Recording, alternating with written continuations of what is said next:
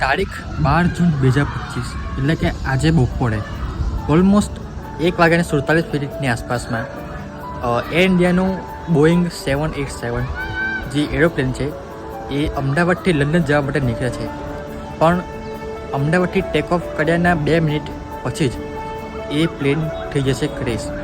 અને ક્રેશ પણ ક્યાં થાય છે?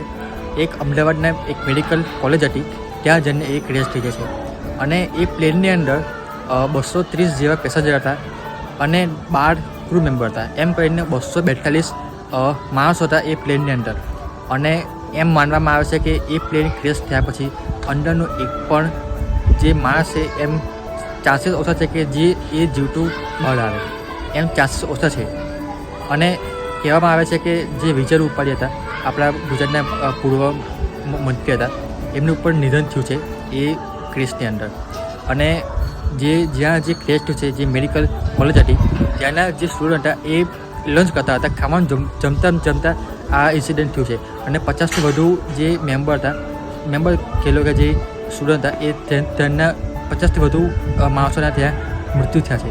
તો ઓલમોસ્ટ હજુ એકચ્યુઅલમાં જે ખરેખર જે આંકડો બહાર છે પણ ઓલમોસ્ટ 200-250થી વધુ માણસોનું ડેથ મૃત્યુ પામ્યું છે એમ કહી શકાય.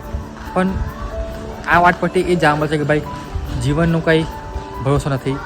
આજે શું થશે, કાલે શું થશે, કશું કંઈ કહેવાય ના. ચેક કરો કેટલાક સ્ટુડન્ટો અહીં ભણવા જતા છે, કેટલા લોકો નોકરી ધંધા માટે જતા હશે, લોકોના ઘરવાળા ત્યાં મૂકીને પાછા આવતા એમ તમને ન્યૂઝ મળે કે તમારો બાળક, તમારો પતિ, ગમે તે તમારા ઘરના રિલેટિવ્સ આવી રીતે ટેસ્ટમાં તમારું મૃત્યુ પામે છે. કેમ કેવું લાગે? એમ ઘરને એકને એક છોકરો હોય કે કોઈ બી માણસો કેવું દિલમાં કેવું થાય યાર? એક વાર ખાલી વિચારીને જુઓ તમે.